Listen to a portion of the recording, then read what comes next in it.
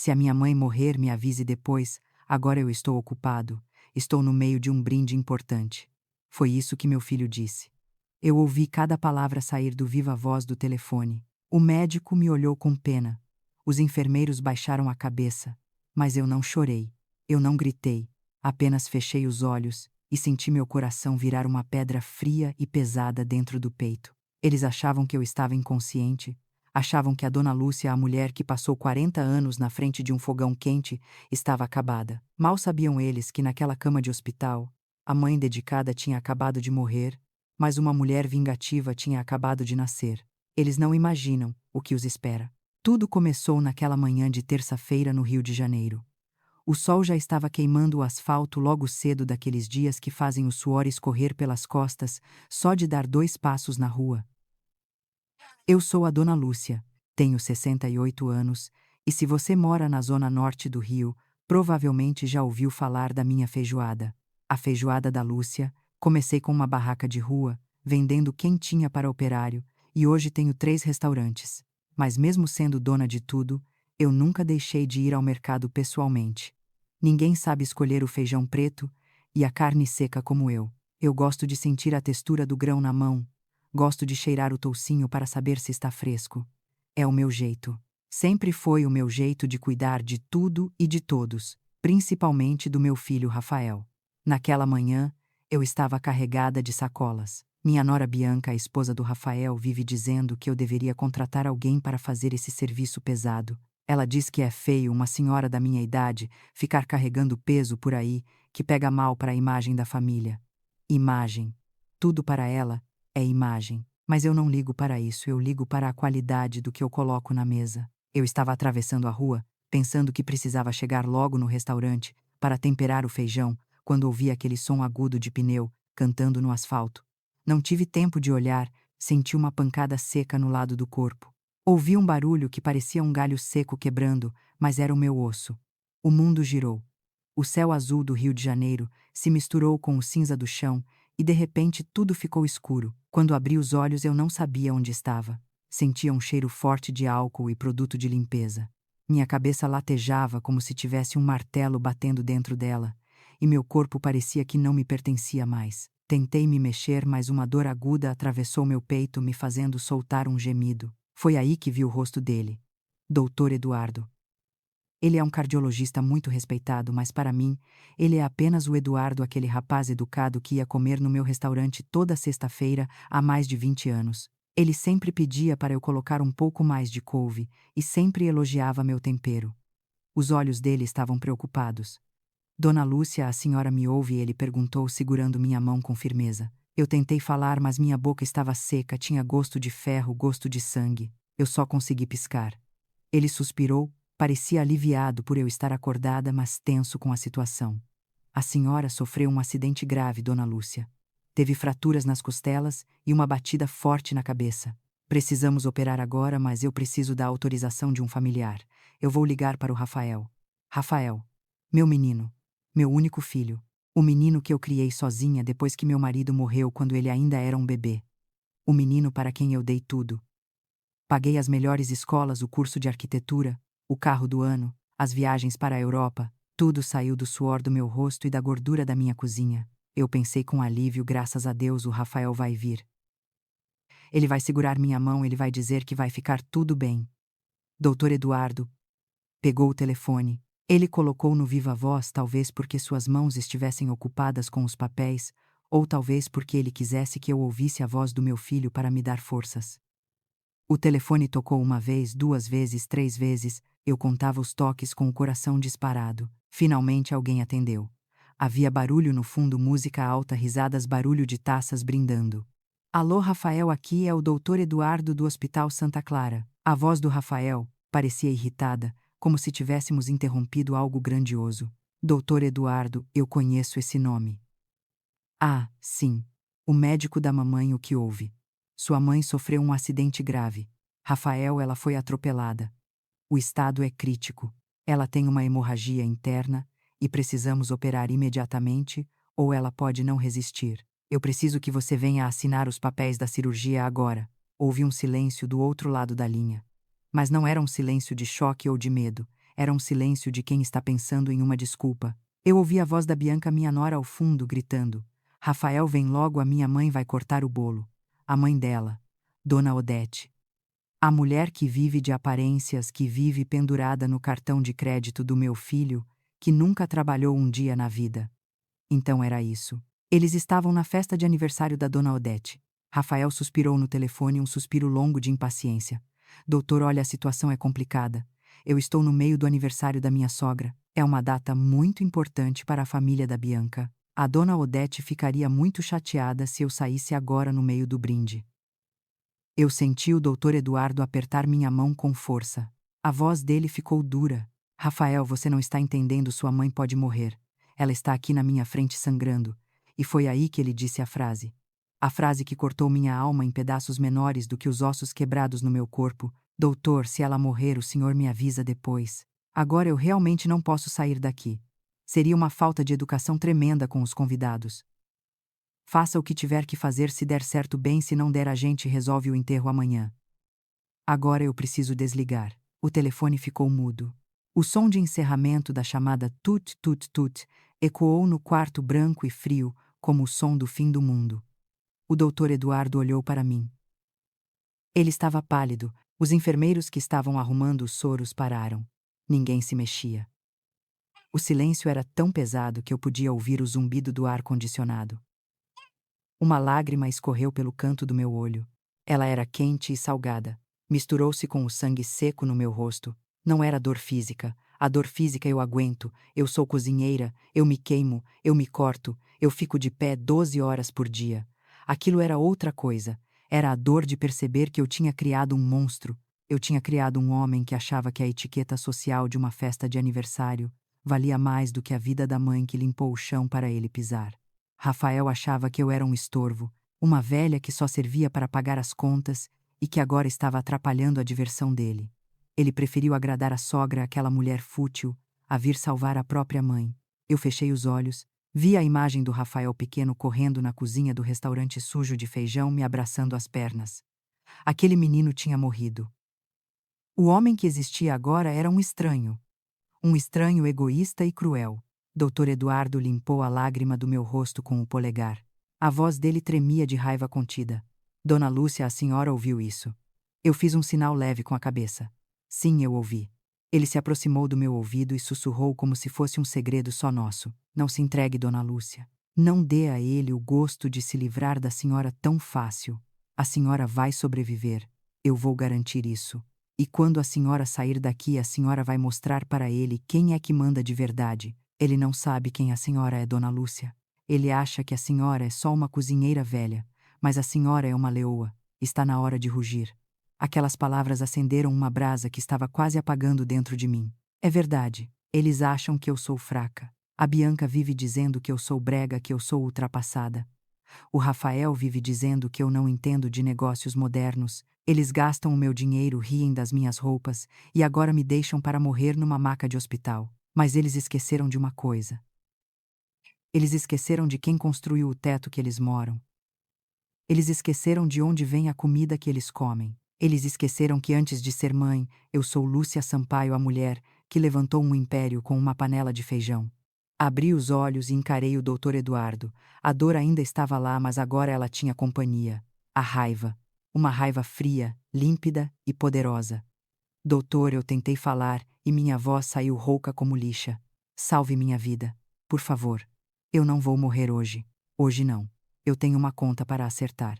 Eduardo sorriu, um sorriso triste, mas determinado. Pode deixar, Dona Lúcia. Vamos para o bloco cirúrgico agora. Enquanto a maca corria pelos corredores e as luzes brancas passavam rápido sobre minha cabeça, eu não rezava para ir para o céu. Eu rezava para ter tempo. Tempo para voltar. Tempo para ver a cara do Rafael quando ele descobrir que a mãe dele não morreu. Tempo para ver a cara da Bianca quando a torneira de dinheiro fechar. Eles estavam brindando com champanhe agora. Estavam rindo, celebrando a vida enquanto me deixavam para a morte. Mas o que eles não sabiam é que eu tinha um segredo. Um segredo guardado há muito tempo num lugar que eles nunca se deram ao trabalho de olhar, porque achavam sujo demais. E esse segredo mudaria tudo. A festa deles estava prestes a acabar. E a minha, estava apenas começando. Enquanto o sedativo pingava lentamente na minha veia, eu não conseguia tirar os olhos das minhas próprias mãos. Elas estavam repousadas sobre o lençol branco e áspero do hospital.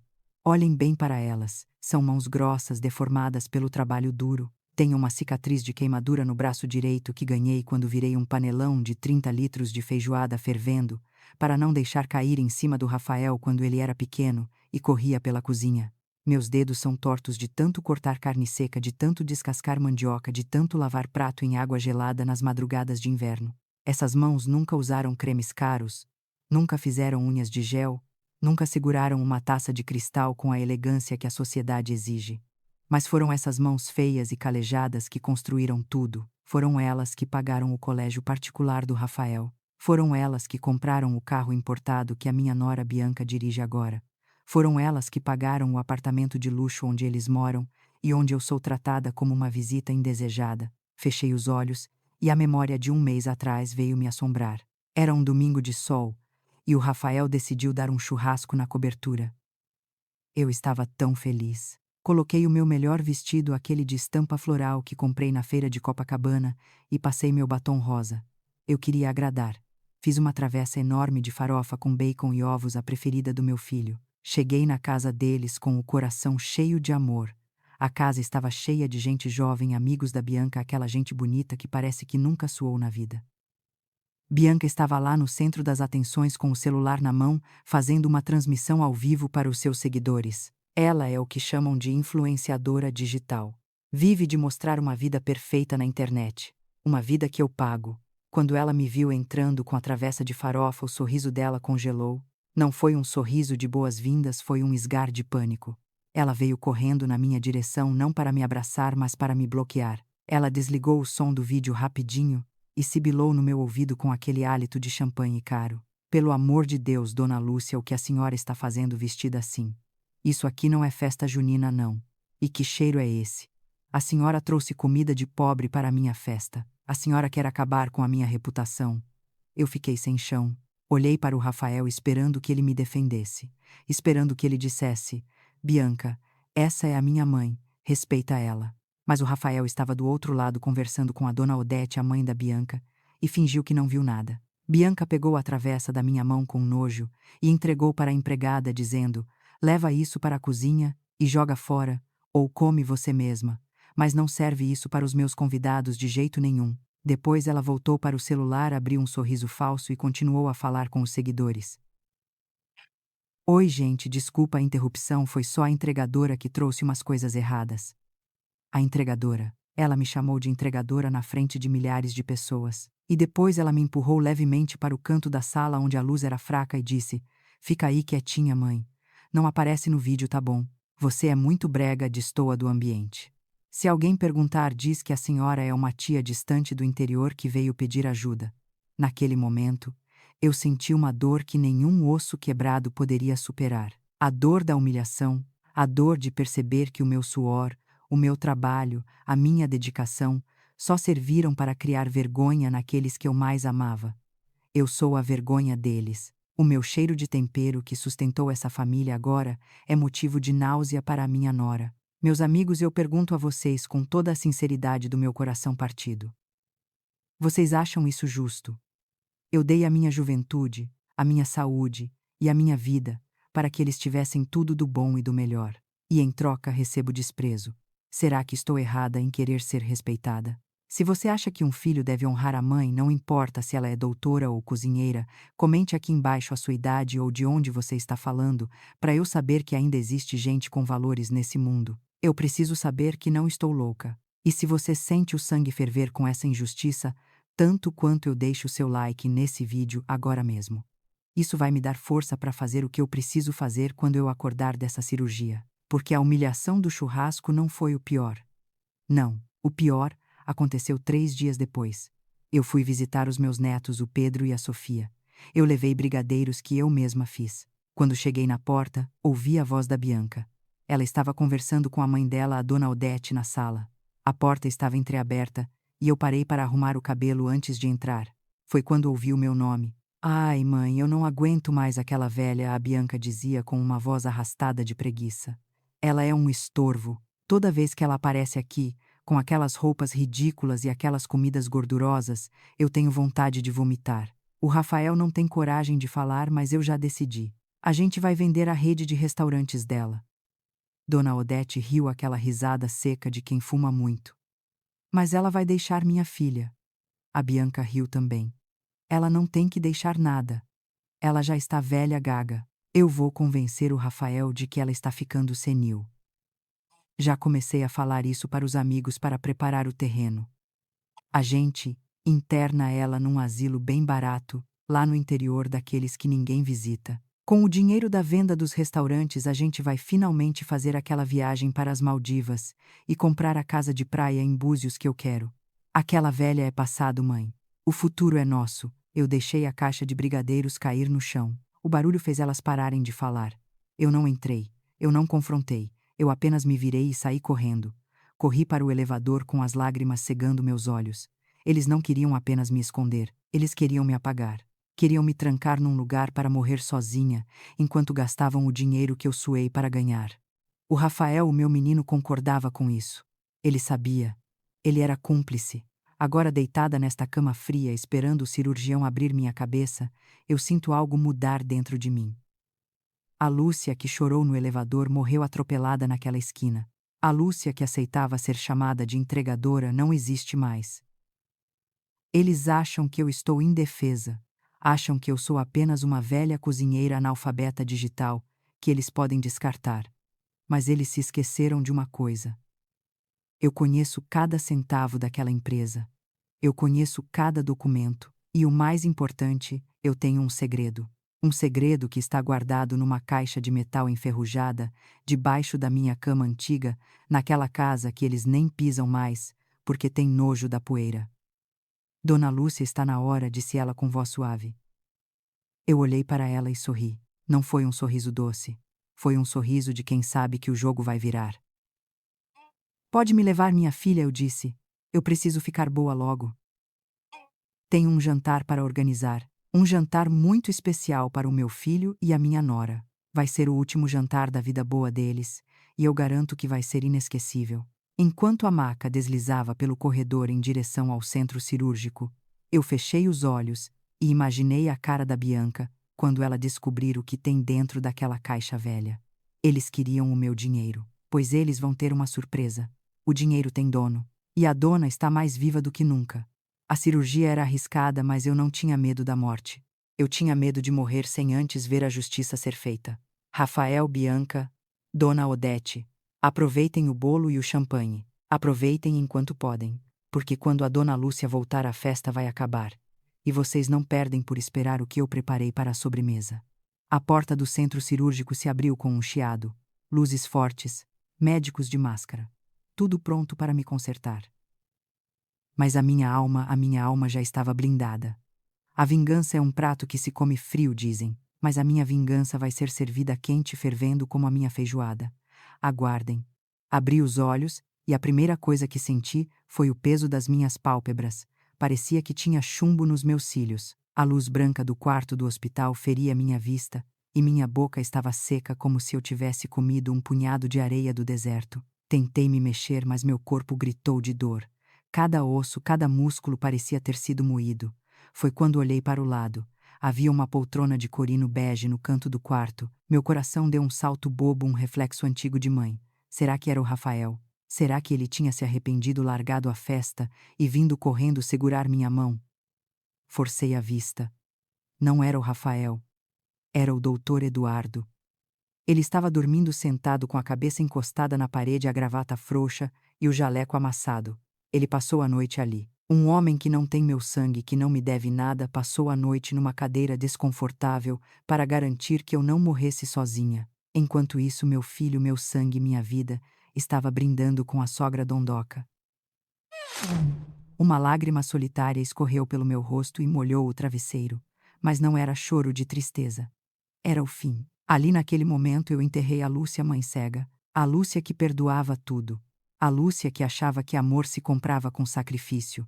Dr. Eduardo acordou com o barulho da minha respiração pesada. Ele pulou da cadeira e veio até mim. Dona Lúcia, a senhora acordou, graças a Deus.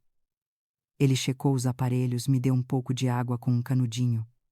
A água estava fresca e desceu rasgando minha garganta, mas foi a melhor coisa que bebi na vida. Eu estou viva? Perguntei com a voz rouca. Está firme e forte, ele sorriu. A senhora é dura na queda, Dona Lúcia.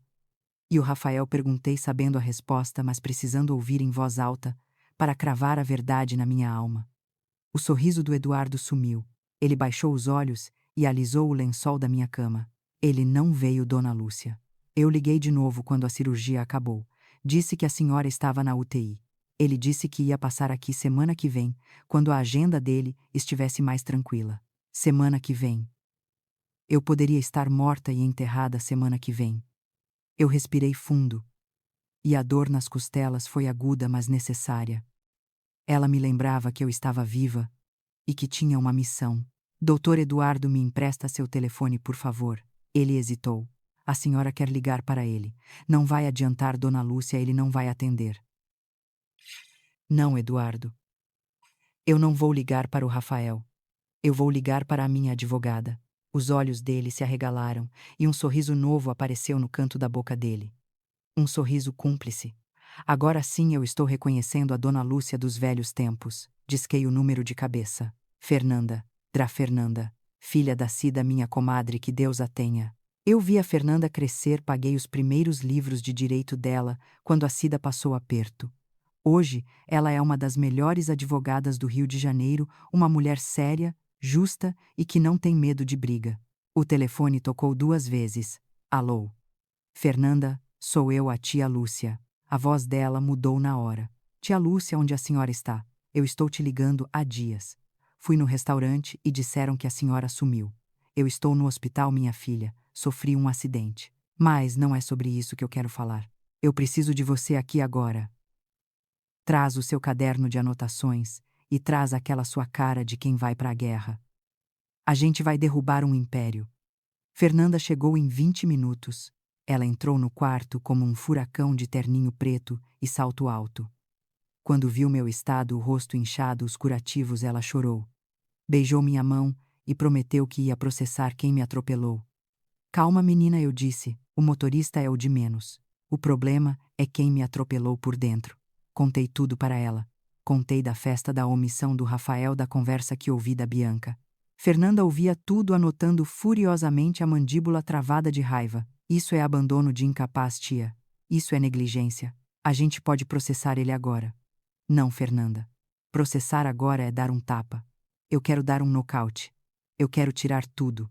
Tudo que eles acham que é deles, mas que na verdade é meu. Fernanda me olhou confusa. Mas tia, a senhora passou tudo para o nome dele, não passou. Eu lembro que a senhora assinou a transferência das empresas anos atrás. Eu sorri, um sorriso que doeu nos meus lábios rachados. Eu passei a gestão, Fernanda. Eu passei a administração. Mas o meu marido, o pai do Rafael, ele não era bobo. O Zé era matuto, desconfiado. Antes de morrer, ele me fez assinar um documento. Ele disse: Lúcia, homem quando casa muda. Filho quando vê dinheiro muda. A gente tem que se proteger. Eu achei que era bobagem dele na época, mas assinei. Onde está esse documento, tia Fernanda? Perguntou ansiosa. Está na casa velha. A casa do subúrbio. Aquela que o Rafael e a Bianca chamam de chiqueiro e dizem que tem cheiro de pobre. Eles nunca pisam lá. Eles têm nojo. Está debaixo da minha cama antiga, dentro de uma lata de goiabada enferrujada onde eu guardo agulhas e linhas. Eles acham que é lixo, mas é a minha salvação. Fernanda saiu voando. Eu fiquei ali olhando para o teto, rezando para que as traças não tivessem comido o papel. Rezando para que a casa não tivesse sido invadida. As horas passaram devagar. Doutor Eduardo entrava de vez em quando, trazia um suco, checava minha pressão. Ele não falava nada, mas o olhar dele dizia: eu estou com você. Era estranho e maravilhoso ter um homem cuidando de mim sem interesse, sem obrigação, apenas por carinho. Era algo que eu não sentia há décadas. No final da tarde, a porta se abriu. Fernanda entrou suada, com o cabelo meio bagunçado, segurando uma lata velha de metal na mão. A lata estava descascada, com a pintura de uma goiaba desbotada na tampa. Para qualquer um parecia sucata. Para mim era um baú de tesouro. Eu achei, tia. Ela disse sem fôlego. Eu abri e eu li. Tia, a senhora tem noção do que está escrito aqui? Eu balancei a cabeça. Eu nunca li direito o Zé que mandou fazer. Fernanda tirou um papel amarelado de dentro da lata. Estava com cheiro de naftalina e poeira. O cheiro da minha vida antiga. Aqui diz que foi criada uma holding familiar. A senhora é a sócia majoritária. A senhora tem 51% de tudo. De tudo, tia. Das farmácias Ops, desculpe, dos restaurantes. Do patrimônio dos imóveis.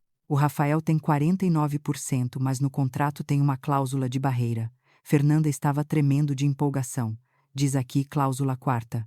O sócio minoritário, no caso o Rafael, tem apenas poderes administrativos. Ele é proibido de vender, alienar ou hipotecar qualquer bem da empresa sem a assinatura expressa e reconhecida em cartório da sócia majoritária, no caso a senhora.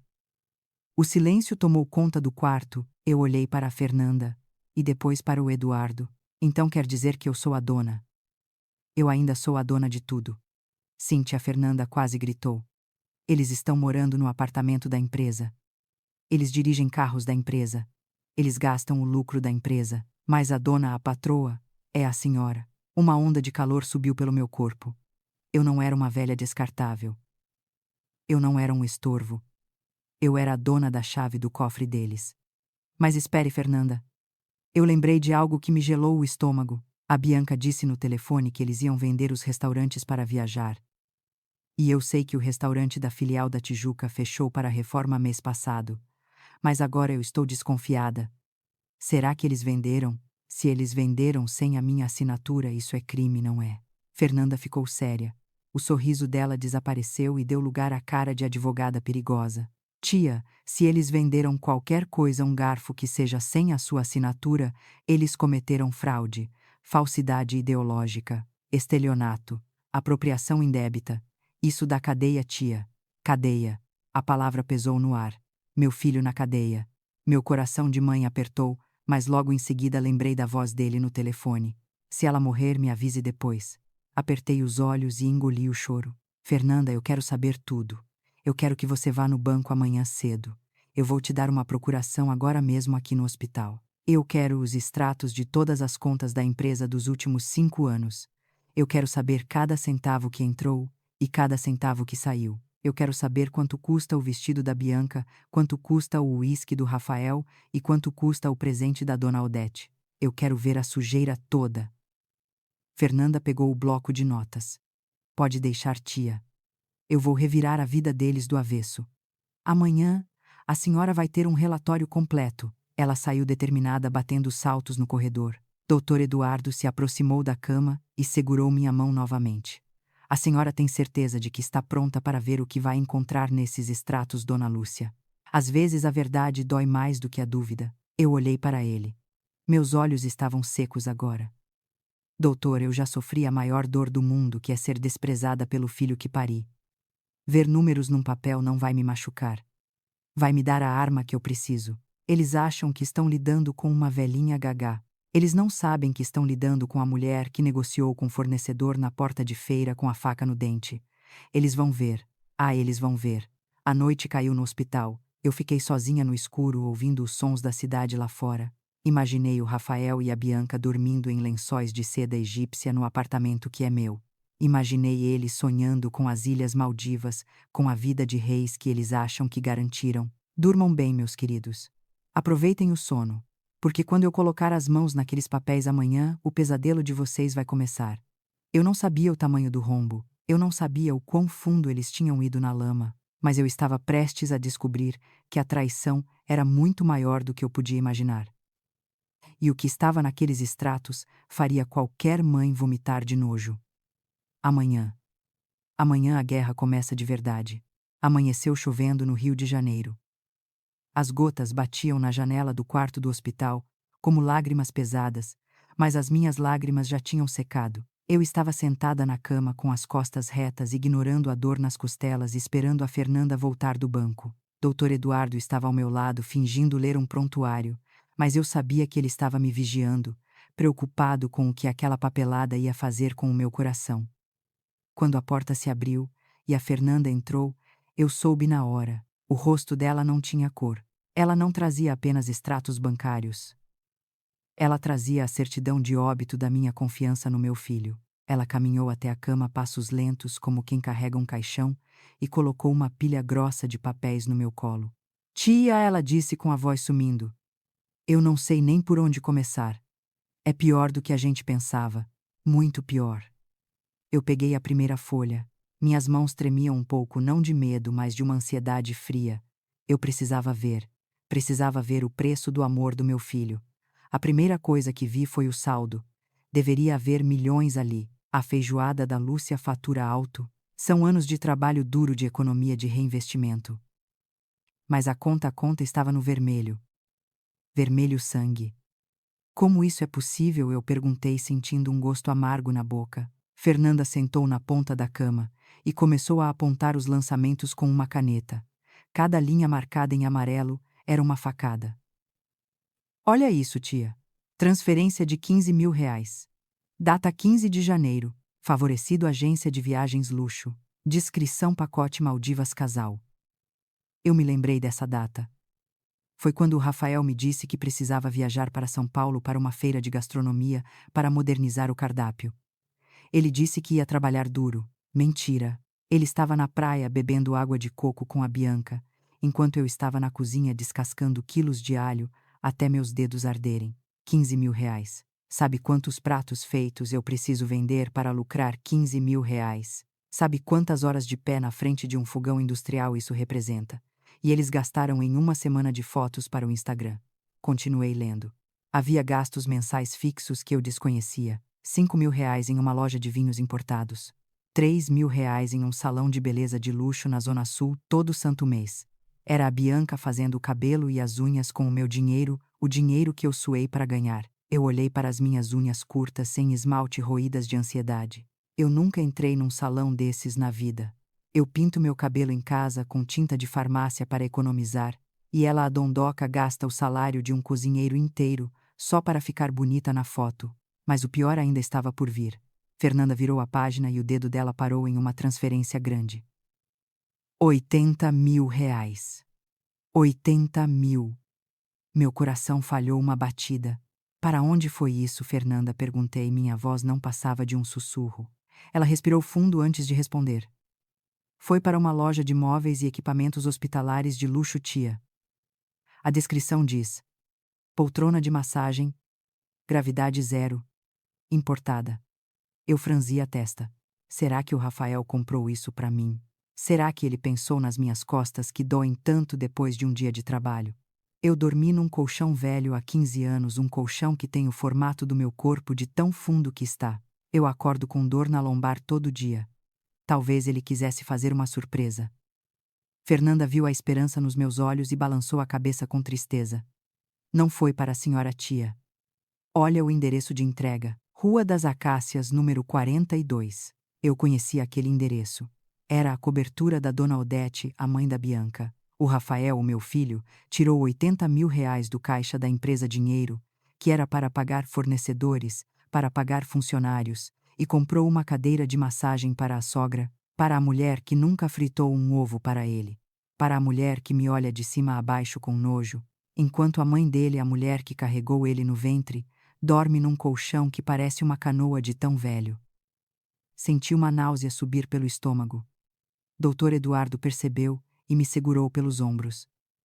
Dona Lúcia, respira. Eu respirei, mas o ar parecia tóxico. Não era só ganância, era crueldade, era desprezo. Eles não só gastavam meu dinheiro, eles riam da minha simplicidade, enquanto usavam meu suor para bancar o luxo daquela parasita da dona Odete. Tem mais uma coisa, tia Fernanda disse, e a voz dela agora era de medo. Isso aqui é crime. Crime pesado. Ela puxou um documento do fundo da pilha. Era um contrato de venda. A filial da Barra da Tijuca, o meu restaurante mais bonito, o que eu decorei, com azulejos portugueses, que trouxe na mala de uma viagem. Vendido. Vendido há 2 meses por um preço ridículo. Preço de banana e a assinatura. Lúcia Sampaio. Eu olhei para a assinatura. Era parecida com a minha, mas não era a minha. Eu tremi. Eles falsificaram minha assinatura. O Rafael falsificou a assinatura da própria mãe para vender o patrimônio que o pai dele construiu. E o comprador, Fernanda apontou. Empresa de Participações Odete S.A. A mãe da Bianca. Eles venderam o meu restaurante para a mãe dela, por um valor simbólico, provavelmente, para lavar dinheiro ou esconder patrimônio. Eles estavam me roubando e passando tudo para o nome daquela família de urubus. Abaixei os papéis. Eu não conseguia ver mais nada. Os números embaralhavam na minha frente. Eu me sentia nua, exposta à roubada. Não roubada de dinheiro. Roubada de dignidade. Roubada de amor. Todo aquele papo de mãe, a gente vai cuidar da senhora, mãe descansa, mãe deixa a gente administrar. Era tudo mentira. Era tudo uma estratégia para me depenar como se depena um frango. Doutor Eduardo pegou o copo de água e me ofereceu. Beba, dona Lúcia. Lave esse gosto amargo da boca. Eu bebi. A água estava gelada e ajudou a clarear minha mente. A dor no peito foi diminuindo e dando lugar a outra coisa. Uma frieza, uma calma assustadora. Eu olhei para Fernanda e depois para o Eduardo. Eles esperavam que eu chorasse, que eu gritasse, que eu tivesse um infarto. Mas eu não fiz nada disso. Eu alisei o lençol da cama, dobrei os extratos bancários com cuidado e coloquei de volta no envelope. Fernanda, eu disse, e minha voz estava firme como aço. Eles acham que eu sou uma velha louca, não acham? Eles acham que eu estou gaga, que eu não entendo de números, que eu só sirvo para mexer panela. Sim, tia, Fernanda respondeu. A Bianca vive falando isso para todo mundo. Ótimo. Então é isso que eu vou ser. Eu vou ser a velha louca. Eu vou ser a dona Lúcia que esquece as coisas, que treme a mão, que confunde os nomes. Eu vou dar a eles exatamente o que eles querem ver. Eduardo me olhou sem entender. O que a senhora vai fazer, dona Lúcia? Eu vou montar um teatro, doutor. E o senhor vai me ajudar. Eu preciso que o senhor faça um laudo médico. Um laudo falso. Diga que a batida na cabeça afetou meu cérebro. Diga que eu estou com início de demência ou Alzheimer, alguma coisa assim. Diga que eu preciso de cuidados constantes, mas que eu ainda tenho momentos de lucidez. Eduardo hesitou. Dona Lúcia, isso é antiético, eu posso perder minha licença. Doutor Eduardo, o senhor viu o que eles fizeram. O senhor viu a cadeira de massagem. O senhor viu a assinatura falsa. Isso é legítima defesa. Eu preciso que eles acreditem que eu estou vulnerável. Eu preciso que eles baixem a guarda. Eu preciso que eles venham até mim, achando que vão dar o golpe final. E quando eles chegarem perto o suficiente, eu vou morder. Eduardo olhou para os papéis na minha mão. Olhou para a minha cara de sofrimento transformada em determinação. Ele suspirou e depois sorriu. Tudo bem, dona Lúcia. Eu faço. Eu vou escrever que a senhora tem um quadro de declínio cognitivo rápido pós-traumático. Eles vão acreditar porque é o que eles desejam que seja verdade. Isso. Exatamente isso. Fernanda, você vai preparar a documentação legal. Mas não faça nada ainda. Deixe eles pensarem que estão ganhando. Eu quero que eles se sintam seguros. Eu quero que eles gastem mais. Eu quero que a Bianca compre mais bolsas. Eu quero que o Rafael se sinta o rei do mundo, porque quanto mais alto eles subirem, maior vai ser a queda. Naquela noite eu não dormi. Fiquei ensaiando. Treinei deixar a mão tremer quando pegava o copo. Treinei olhar para o nada com a boca meio aberta. Treinei chamar a enfermeira de Joana, sendo que o nome dela era Maria. Eu ia me transformar na velha inútil que eles tanto desprezavam. Eles iam me levar para casa, achando que iam me manipular para assinar o resto dos papéis. Eles iam tentar descobrir onde eu guardava o resto do dinheiro. Mal sabiam eles que estavam levando para dentro de casa um cavalo de Troia. A mãe deles tinha morrido naquela mesa de cirurgia. Quem estava voltando para casa era a justiceira, e o primeiro ato dessa peça estava prestes a começar.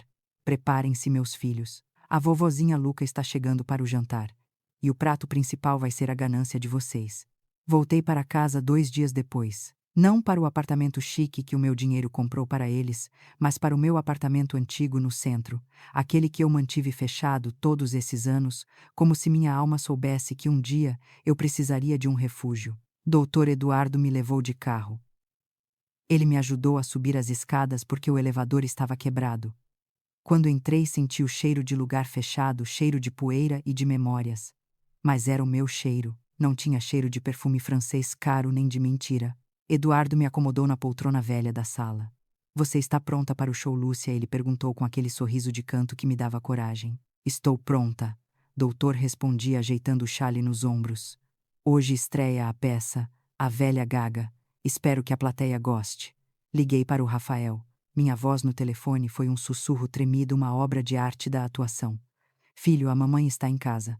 O médico me deu alta, mas eu estou tão confusa. Não sei onde coloquei meus óculos. Não sei que dia é hoje. Venha me ver, meu filho. Traga a Bianca. Eu preciso falar sobre o cofre. A palavra cofre foi mágica. Eu senti a ganância dele atravessar a linha telefônica. Em menos de 1 hora, a campainha tocou. Eu respirei fundo, despenteei um pouco o cabelo, deixei a blusa abotoada errada de propósito e fiz aquele olhar vago que vi tantas vezes nos idosos que já desistiram da vida. Abri a porta. Lá estavam eles. Rafael parecia ansioso, suando frio. Bianca estava impecável, como sempre, mas os olhos dela varriam o apartamento com nojo e cobiça ao mesmo tempo. Mãe, Rafael disse, tentando me abraçar. Eu me esquivei, fingindo desequilíbrio.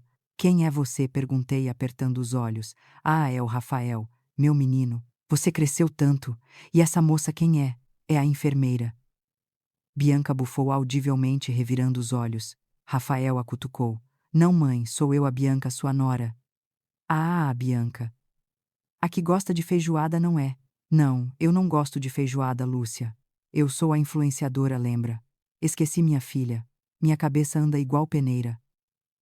Entrem, entrem. Cuidado com a bagunça. Eles entraram pisando na ponta dos pés, como se o chão estivesse sujo de lama. Sentei na poltrona e minhas mãos tremiam. Dessa vez eu não precisava fingir tanto, o tremor, a raiva estava fazendo meu corpo vibrar. Eu olhei para eles e vi 2 urubus rondando a carniça. Mãe, o Rafael foi direto ao ponto. A senhora falou no telefone sobre um cofre. Que cofre é esse? A gente nunca soube de cofre nenhum. Eu fiz uma pausa dramática, olhando para o nada com a boca entreaberta. Cofre. Ah, sim. O cofre do seu pai. O cofre verde. Ele guardava as barras lá. Barras, Bianca? Perguntou a voz dela, subindo 1 oitava. Barras de quê, dona Lúcia? Barras de ouro, minha filha. E as escrituras dos terrenos no interior, aqueles que valem milhões. Eu acho que esqueci de passar isso para vocês. Eu sou tão boba. Fiquei com medo de vocês gastarem tudo com bobagem, mas agora que eu estou assim meio variada, acho melhor entregar. Eu vi a troca de olhares entre eles. Foi como ver 2 tubarões sentindo cheiro de sangue na água. Os olhos da Bianca brilharam com uma intensidade assustadora. Ela já estava gastando dinheiro na cabeça dela.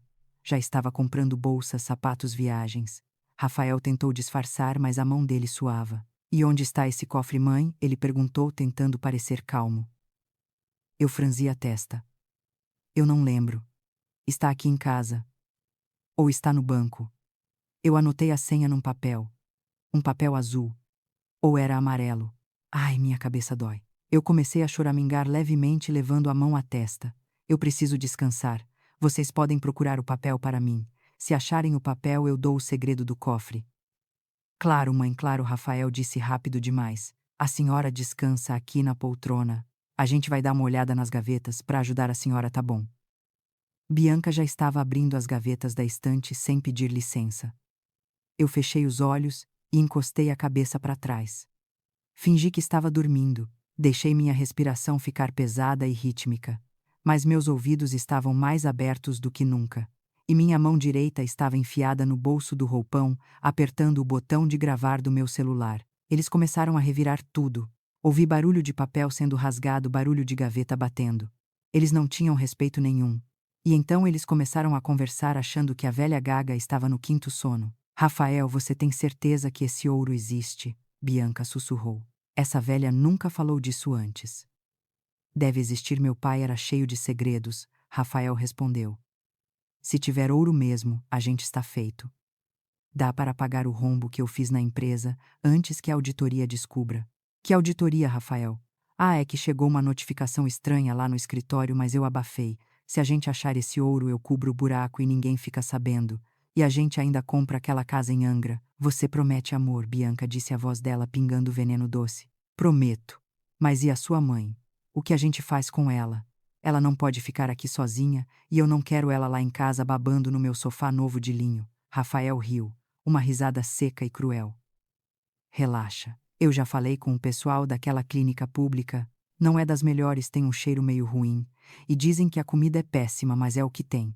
A gente interna ela lá, diz que é para tratamento especializado. A gente visita uma vez por mês, leva um pacote de fralda e pronto. Ninguém vai desconfiar. Ela está senil mesmo, olha para ela. Dorme de boca aberta. Já era. A dona Lúcia já era. Bianca riu também. Ai, que alívio. Eu não aguentava mais fingir que gostava daquela comida gordurosa dela. Feijoada. Que coisa de pobre. Ainda bem que ela esqueceu a senha do banco. Assim que a gente achar esse papel do cofre, a gente pega a assinatura dela para procuração total. A gente diz que é um autógrafo para um fã do restaurante. Ela vai assinar qualquer coisa. Cada palavra era uma chicotada. Asilo público.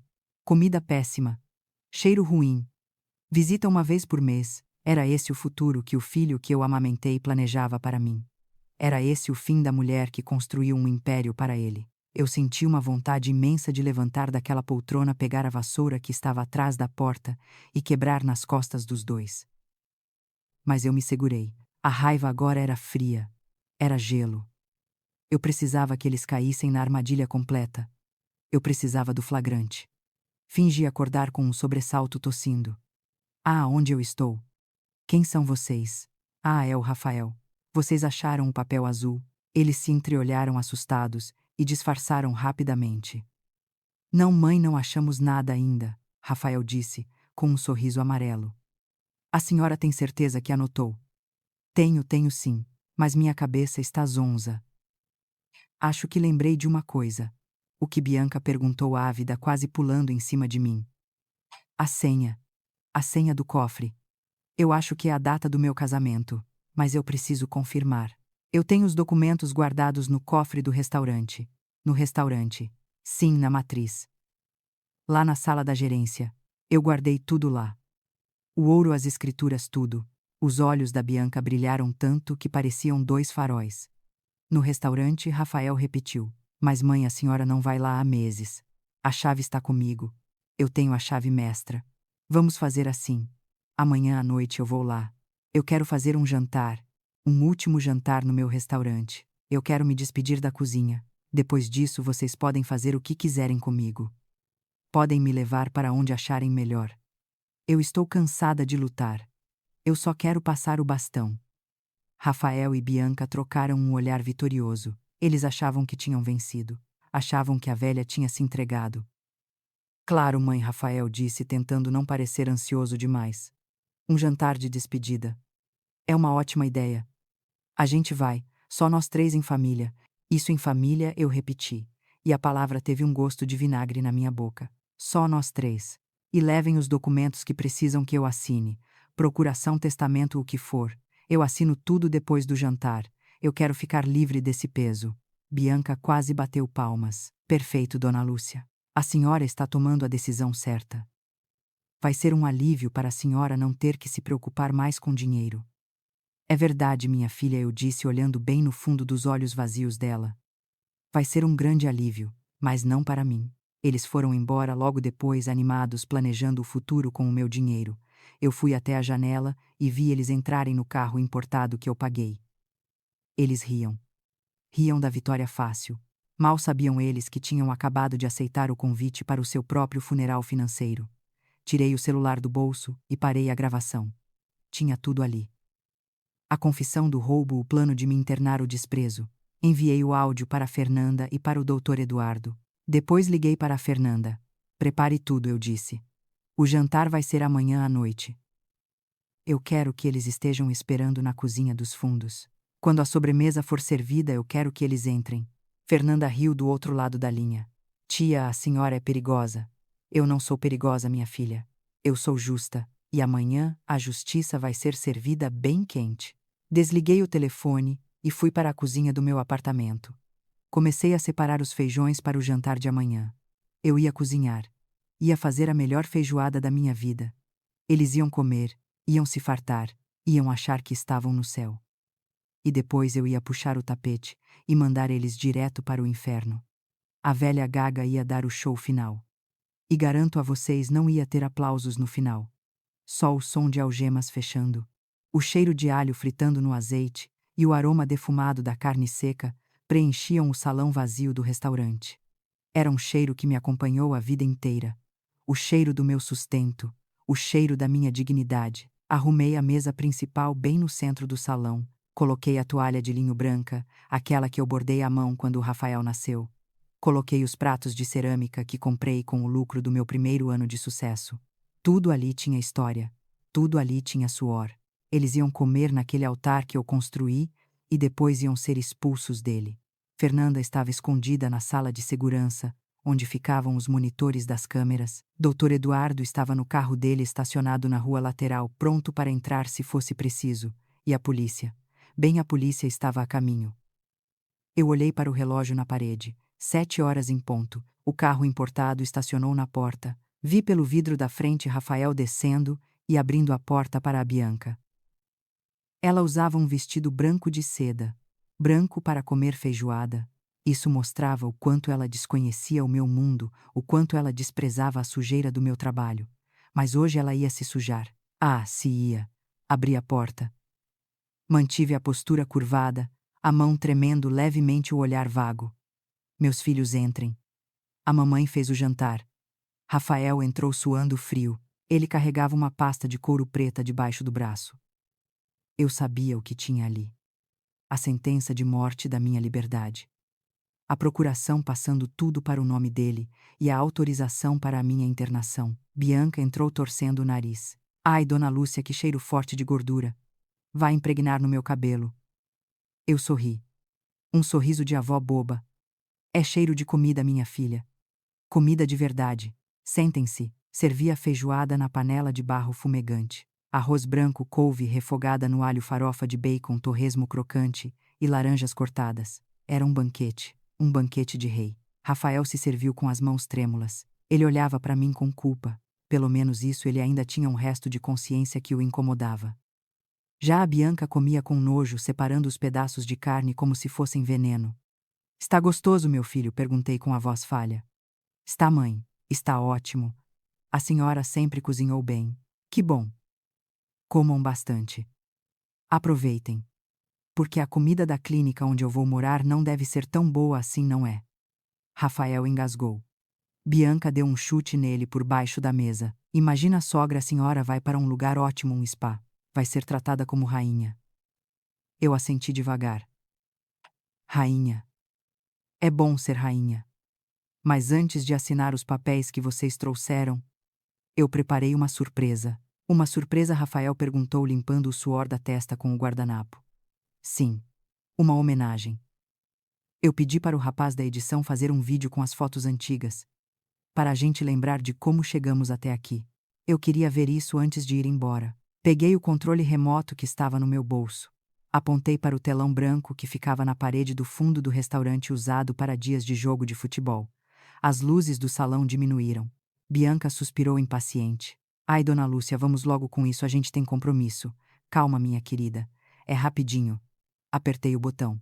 O vídeo começou. Apareceu uma foto do Rafael bebê no meu colo dentro da cozinha da primeira barraca que eu tive.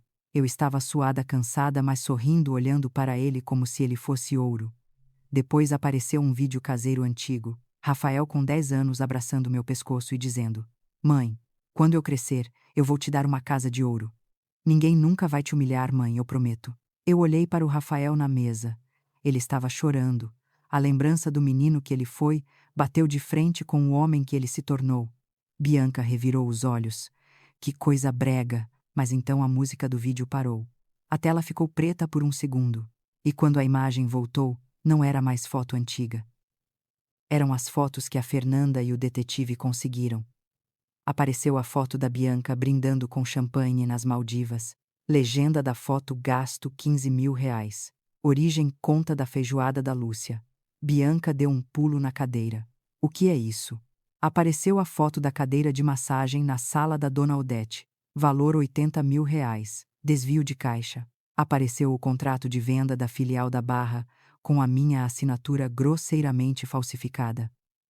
Crime de falsidade ideológica. O silêncio no restaurante era absoluto. Só se ouvia a respiração ofegante do Rafael. Ele olhava para a tela aterrorizado. Bianca estava pálida, a boca aberta, o garfo caído no prato. Quem fez isso? Ela gritou. Isso é montagem. Eu não respondi. Apertei o botão mais uma vez. E então a voz dela encheu o salão, a voz cristalina saindo das caixas de som potentes. A gravação que eu fiz no meu apartamento. Rafael, você tem certeza que esse ouro existe? Se tiver ouro mesmo, a gente está feito. A gente interna ela lá diz que é para tratamento especializado. Ninguém vai desconfiar. Ela está senil mesmo, olha para ela. Dorme de boca aberta. Já era. A dona Lúcia já era. A gravação terminou. A luz do salão se acendeu com força total. Eu me levantei da cadeira. Não estava mais curvada. Não estava mais tremendo. Eu estava de pé ereta, com meus 1,60 m de pura fúria nordestina. Olhei para eles. Rafael estava com a cabeça entre as mãos soluçando. Bianca olhava para os lados procurando uma saída como um rato encurralado. Acabou o teatro, eu disse, e minha voz ecoou firme e forte sem nenhum traço de demência. Eu não estou louca, Bianca. Eu não estou gaga, Rafael. Eu sou a dona Lúcia Sampaio, dona de 51% deste império. Dona do teto que vocês moram. Dona do carro que vocês dirigem. E dona do dinheiro que vocês roubaram. Mãe Rafael tentou falar se levantando. Senta, eu gritei, e ele sentou obediente como quando era criança. Vocês acharam que podiam me enganar. Acharam que podiam me jogar num asilo público para morrer à míngua, enquanto gastavam o meu suor em bolsas de marca e viagens de luxo. Vocês subestimaram a cozinheira. Vocês esqueceram que quem sabe lidar com fogo não tem medo de fumaça. Bianca tentou atacar. Sua velha maldita. Você armou isso tudo. Isso é ilegal. Você gravou a gente sem permissão. Eu sou a dona da casa onde vocês estavam, Bianca. E isso aqui, eu apontei para o telão, isso aqui é prova de crime.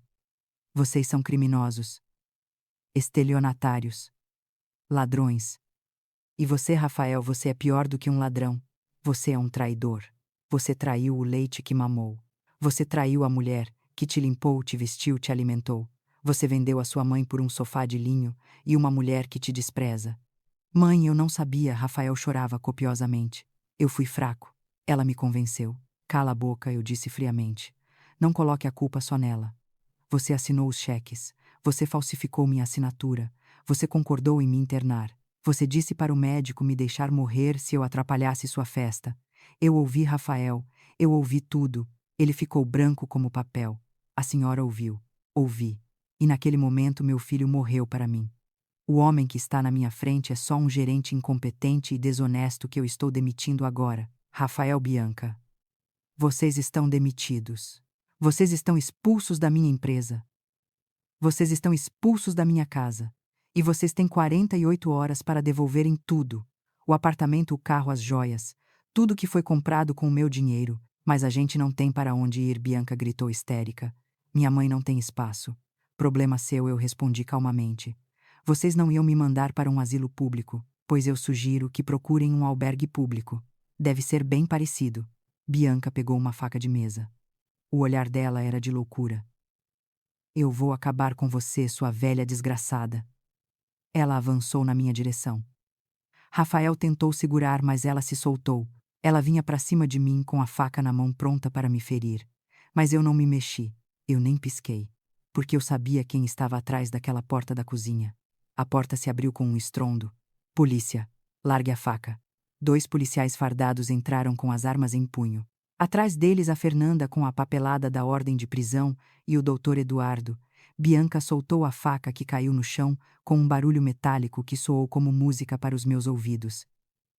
Ela levantou as mãos tremendo. Rafael se encolheu na cadeira chorando como uma criança. Senhora Bianca e senhor Rafael, vocês estão presos em flagrante por tentativa de agressão, ameaça, estelionato, apropriação indébita e formação de quadrilha. O policial disse algemando a Bianca. Ela gritava, esperneava, xingava a mãe, o marido e a mim. Rafael não resistiu. Ele estendeu os pulsos para a algema de cabeça baixa, derrotado. Quando passaram por mim sendo levados para a viatura, Rafael parou. Ele olhou nos meus olhos. Mãe, me perdoa. Eu olhei para ele. Não havia ódio no meu coração, apenas um vazio imenso. Deus perdoa, Rafael, eu disse. Eu sou só a sua mãe. E a sua mãe cansou de ser trouxa. Levem eles. Vi a viatura se afastar com as luzes vermelhas girando refletindo no vidro do meu restaurante. O restaurante que eu construí. O restaurante que quase perdi. Fernanda me abraçou. Eduardo colocou a mão no meu ombro. Acabou, Dona Lúcia. A senhora venceu. Eu olhei para a mesa farta para a feijoada que esfriava nos pratos. Venci, respondi. Mas a vitória tem um gosto amargo, Eduardo. Tem gosto de saudade do que poderia ter sido, mas tem gosto de liberdade também. E liberdade, liberdade tem gosto de feijoada bem temperada. Agora vamos limpar essa bagunça. Amanhã o restaurante abre. E a Dona Lúcia está de volta à cozinha. Dessa vez para sempre. A notícia da prisão do meu filho e da minha nora correu pelo Rio de Janeiro mais rápido do que fogo em palha seca. No dia seguinte não se falava em outra coisa nos grupos de WhatsApp do bairro e nas páginas de fofoca da internet. A influencer de luxo e o marido que roubaram a mãe idosa. Foi essa a manchete de um jornal local. Eu li aquilo sentada na varanda do meu apartamento velho tomando meu café preto, e pela primeira vez não senti vergonha. Senti que a verdade estava finalmente limpando a sujeira que eles esconderam debaixo do tapete persa por tantos anos. A Fernanda, minha advogada, foi implacável. Como dizem aqui no Brasil, ela não deixou pedra sobre pedra. Rafael e Bianca responderam ao processo em liberdade provisória, mas a liberdade deles tinha um preço alto.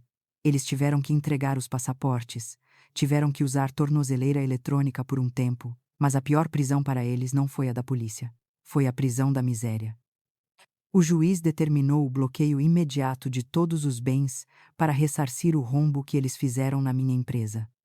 Eu vi a justiça acontecer diante dos meus olhos. O apartamento de luxo na Barra da Tijuca foi lacrado.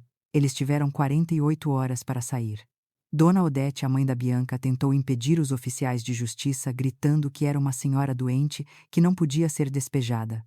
Mas quando mostraram a ordem de despejo e as dívidas de jogo que ela tinha acumulado, ela teve que sair com o rabo entre as pernas, carregando as malas cheias de roupas de grife que ela não tinha mais onde usar. O carro importado da Bianca, aquele jipe enorme que ela usava para ir ao shopping, foi guinchado na frente do prédio. Os vizinhos filmaram. Eu vi o vídeo. Ela chorava e chutava o pneu do carro, gritando que aquilo era uma injustiça, que ela era uma vítima. Vítima. Ela ainda tinha a coragem de se fazer de vítima. Mas a internet não perdoa. Os seguidores dela, aqueles milhares de fãs que ela comprou ou enganou com fotos de uma vida perfeita, descobriram a verdade. Começaram a surgir comentários nas fotos dela. Ladra. Devolve o dinheiro da sogra. Falsa. As marcas que patrocinavam ela cancelaram os contratos um por um. De um dia para o outro, a grande influenciadora virou piada nacional. Sem dinheiro, sem casa e sem fama, a máscara da Bianca caiu de vez. E adivinha quem foi a primeira pessoa que ela atacou? O Rafael. Meu filho me procurou dias depois. Ele não teve coragem de subir no meu apartamento. Mandou um recado pelo porteiro dizendo que precisava de dinheiro para comer. Eu neguei. Doí negar um prato de comida para um filho. Doí como se estivessem arrancando um pedaço da minha carne. Mas eu sabia que se eu desse aquele dinheiro, eu estaria alimentando a doença dele. Eu estaria financiando a fraqueza dele. Eu mandei dizer que se ele quisesse comer, que fosse trabalhar, que ele tinha 2 braços e 2 pernas e saúde perfeita. Soube depois que a Bianca pediu o divórcio. Assim que viu que o Rafael não tinha mais acesso à minha conta bancária, o amor dela acabou. Ela disse na cara dele que ele era um fracassado, que não servia para nada, que ela merecia coisa melhor. Ela foi morar num quarto de fundos na casa de uma prima distante na Baixada Fluminense. E para sobreviver, dizem as más línguas que ela está vendendo bolsas falsificadas na Feira do Rolo. Aquelas mesmas bolsas que ela dizia serem originais nos vídeos agora são a única fonte de renda dela. A ironia do destino é implacável. E o Rafael? Meu menino de ouro. O arquiteto que nunca construiu nada além de dívidas. Ele ficou sem teto, sem esposa, sem carro, sem amigos, porque os amigos dele eram amigos do dinheiro dele. Ele teve que vender os relógios de marca que comprou com o meu suor. Vendeu as roupas de grife num brechó. Com o pouco que sobrou, alugou uma vaga num quarto compartilhado no centro da cidade, num lugar que cheira a mofo e desespero. Ele tentou arrumar emprego na área dele, mas quem vai contratar um gestor que roubou a própria mãe? A notícia se espalhou no mercado. O nome dele estava sujo na praça, sujo no Serasa e sujo na boca do povo. Ele bateu em muitas portas e todas se fecharam. Foi aí que a realidade bateu na porta dele. A fome. A fome não espera o orgulho passar. A fome dói. E pela primeira vez na vida o Rafael sentiu fome de verdade. Não a fome de quem espera o jantar ficar pronto, mas a fome de quem não sabe se vai ter jantar. Um dia uma amiga minha me ligou. Lúcia, você não vai acreditar onde eu vi o Rafael. Onde eu perguntei com o coração na mão. Ele está trabalhando na cozinha de um restaurante popular lá na Lapa. Lavando o prato, Lúcia. Ele está de avental de borracha com as mãos dentro da água suja. Eu desliguei o telefone e fiquei olhando para o nada.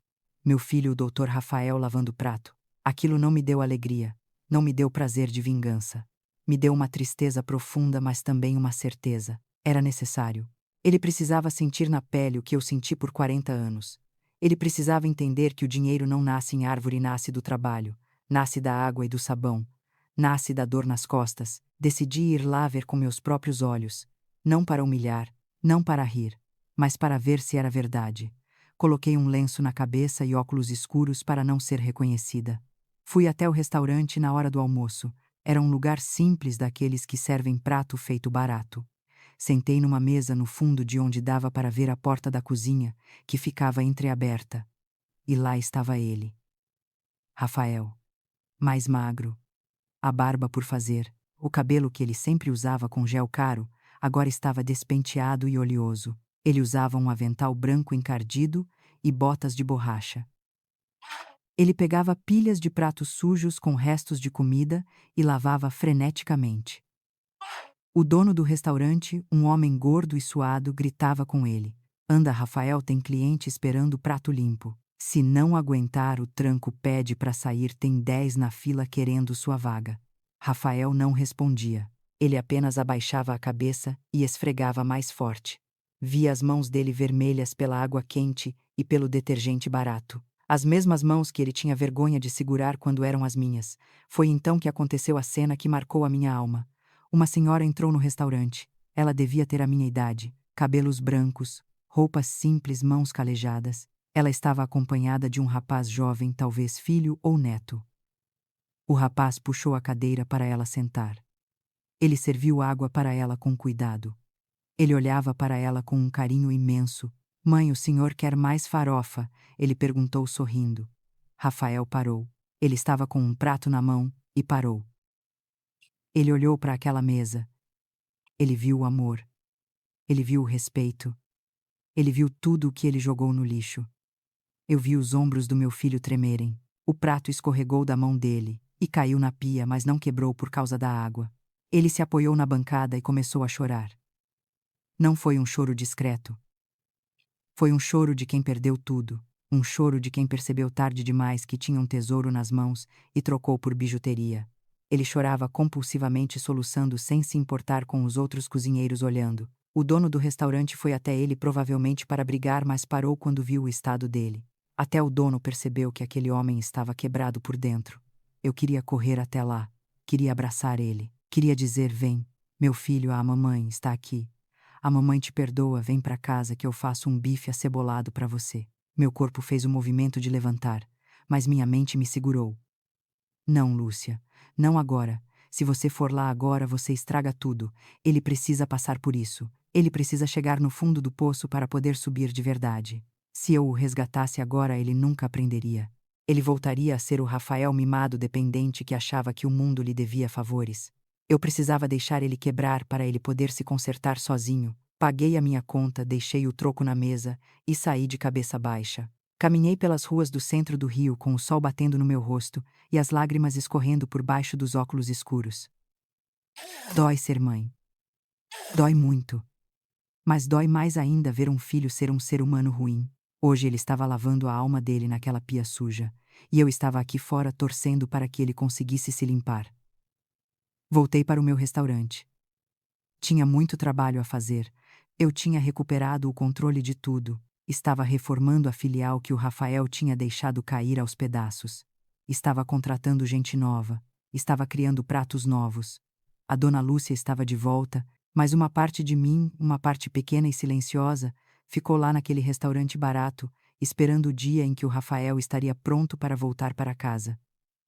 Não como o dono, não como o filho mimado, mas como um homem. Eu não sabia quando isso ia acontecer, talvez meses, talvez anos, mas eu estaria esperando, com a panela no fogo e o coração blindado, porque agora eu sabia o meu valor, e ninguém nunca mais ia tirar isso de mim. A justiça tinha sido feita, os bandidos tinham caído, a máscara tinha quebrado. Agora restava saber se dos cacos do meu filho poderia nascer algo novo. Eu tinha esperança, afinal ele tinha o meu sangue. E sangue de Lúcia Sampaio não desiste fácil. A vida estava me dando uma segunda chance de ser feliz sozinha. E eu ia agarrar essa chance com as duas mãos. Mãos calejadas, mãos feias, mas mãos livres. O cheiro de alho refogado e feijão fresco tomava conta do galpão. Era um cheiro diferente daquele do meu antigo restaurante chique. Aquele cheirava a dinheiro e pressa.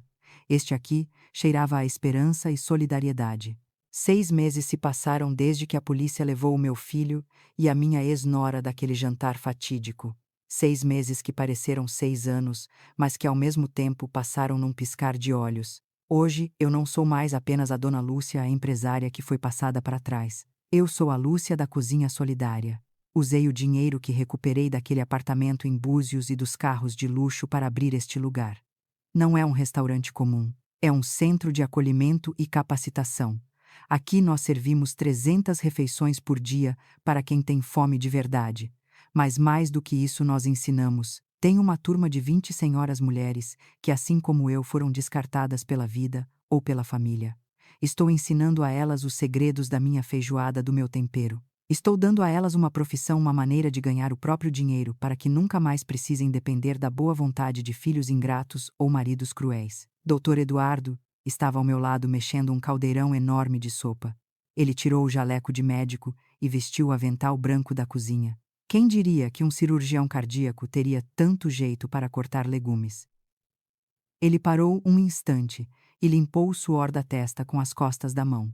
Ele olhou para mim e sorriu. Aquele sorriso calmo que me segurou quando eu estava caindo no abismo. Lúcia, você parou de mexer a polenta, vai empelotar, ele brincou. Eu ri. Passei a mão na testa e senti a textura rugosa da cicatriz que o acidente deixou. Eu poderia ter feito uma cirurgia plástica, dinheiro não faltava agora. Mas eu decidi deixar a marca. Toda vez que eu me olho no espelho de manhã, eu passo o dedo nessa cicatriz. Ela não é uma marca de feiura. É a minha medalha de guerra. É a prova de que tentaram me destruir, me atropelar, me apagar, mas eu sobrevivi. Eu sou a sobrevivente que virou guerreira. Foi nesse momento que o sino da porta dos fundos tocou. É a entrada de serviço por onde chegam os fornecedores e as pessoas que vêm pedir ajuda.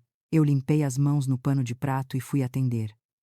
Quando abri a porta de ferro, o sol do meio-dia bateu no meu rosto e me cegou por um instante. Quando minha vista focou, eu senti um soco no estômago. Não era um fornecedor. Era um homem magro, sujo, com a barba por fazer e roupas que pareciam ter sido compradas num brechó de 5ª categoria. Ele estava de cabeça baixa, segurando um boné surrado nas mãos, mas eu conhecia aquela postura. Eu conhecia aquele jeito de entortar o pé. Era o Rafael, meu filho. O menino que usava ternos italianos e relógios de ouro. O homem que disse que se eu morresse era para avisar depois. Agora ele estava ali na minha porta com cheiro de rua e olhar de cachorro abandonado. Meu coração de mãe quis sangrar, quis correr e abraçar, quis perguntar se ele estava com fome, se estava com frio. Mas a dona Lúcia, a mulher que renasceu das cinzas, segurou o coração com mão de ferro. Eu não podia ceder, não agora. Se eu cedesse agora, todo o aprendizado, toda a dor, tudo teria sido em vão. Mãe, ele sussurrou, e a voz dele estava rouca, falhada. Eu não tenho para onde ir. A Bianca levou tudo que sobrou depois do processo. Ninguém me dá emprego. Eu estou dormindo num albergue no centro. Eu estou com fome, mãe. Me ajuda, por favor. O silêncio que ficou entre nós foi pesado. Dr. Eduardo apareceu atrás de mim. Ele viu o Rafael e colocou a mão no meu ombro como quem diz: eu estou aqui se você precisar. Mas ele não interferiu. Aquela era uma batalha minha. Eu olhei para o Rafael, olhei bem fundo nos olhos dele. Não vi mais a arrogância. Não vi mais o desprezo. Vi medo. Vi vergonha. Vi arrependimento. Mas será que era verdadeiro ou era apenas a fome falando? Eu respirei fundo. O ar entrou nos meus pulmões cheio de força. Rafael, eu disse, e minha voz saiu firme sem tremer. Aqui nesta cozinha não tem mãe. Aqui não tem Dona Lúcia, a proprietária rica. Aqui só tem gente que trabalha. Gente que sua a camisa para ganhar o pão. Gente que entende o valor de um prato de comida. Ele me olhou confuso, esperando talvez um grito ou um abraço. Mas eu não dei nenhum dos dois. Eu me virei, peguei um avental limpo que estava pendurado num gancho e joguei para ele. O avental caiu no peito dele e ele segurou por instinto. Se você está com fome, você vai comer, eu disse. Ninguém sai da minha porta com fome, nem mesmo um estranho. Mas aqui ninguém come de graça. Você quer ajuda? Então ajude. Coloque esse avental, vá para a pia dos fundos. Tem 3 pilhas de panelas sujas de gordura esperando. Lave tudo. Arear até brilhar. Depois você varre o salão. E se fizer tudo direito, sem reclamar, sem fazer cara feia, e você senta e come um prato de sopa. Rafael olhou para o avental na mão dele. Era um avental simples de algodão grosso, o tipo de roupa que ele jamais usaria na vida antiga dele. Ele olhou para mim. Ele procurou algum traço de pena no meu rosto, mas ele só encontrou firmeza. Ele olhou para as próprias mãos que antes só assinavam cheques e seguravam taças de cristal. Agora elas tremiam. Ele tinha uma escolha: virar as costas e ir embora com o orgulho ferido, ou engolir o orgulho e aceitar a dignidade do trabalho. Lentamente ele passou o avental pela cabeça, amarrou as tiras na cintura, lágrimas grossas escorriam pelo rosto sujo dele, abrindo caminhos na poeira da pele. Obrigado, Dona Lúcia, ele disse baixinho. Não me chamou de mãe. Me chamou de Dona Lúcia. Ele entendeu. Ele finalmente entendeu. Ele baixou a cabeça e foi para a pia. O som da água caindo nas panelas e o barulho da esponja de aço começaram a preencher o ambiente. Eu fiquei ali parada, olhando as costas do meu filho curvadas sobre o trabalho. Dói. Claro que dói. Nenhuma mãe quer ver o filho nessa situação, mas eu sabia que aquela pia cheia de louça suja era a única chance de salvação dele.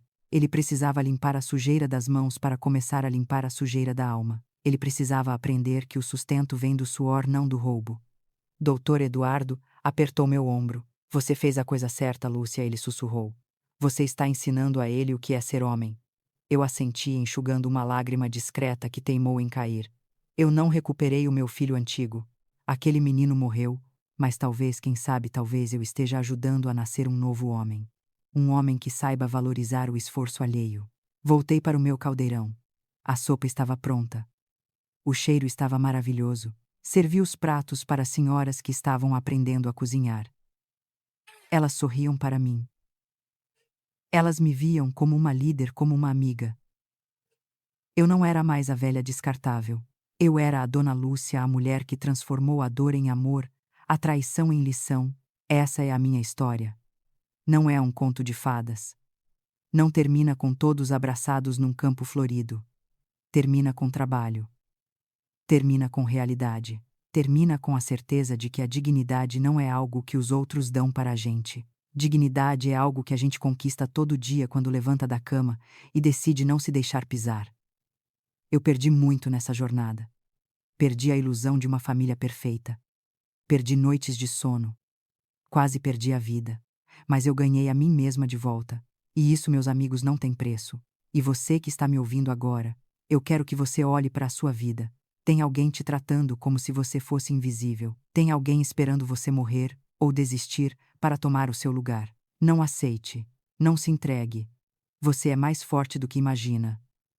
Levante a cabeça, bata na mesa, mude a fechadura. Faça o que for preciso, mas não deixe ninguém roubar a sua história. Essa foi a história da minha vida, da minha queda e da minha ascensão. Se essa história tocou o seu coração, se fez você pensar na sua própria família ou na sua própria força, eu peço uma coisa: não guarde isso só para você. Aperte o botão de curtir. Isso ajuda a minha voz a chegar em outras pessoas que precisam ouvir essa mensagem. Se inscreva no canal. Faça parte dessa comunidade de gente que não aceita ser passada para trás. Compartilhe esse vídeo com aquela amiga que está precisando de um empurrãozinho para dar a volta por cima. Vamos mostrar para o mundo que a justiça existe sim, e que ela começa dentro de cada um de nós. Eu sou a Dona Lúcia, e eu estou aqui de pé cozinhando, vivendo e vencendo, e você também pode. Um beijo grande no coração de vocês. E nunca se esqueçam, a vida é um prato que a gente tem que temperar com coragem. Até a próxima!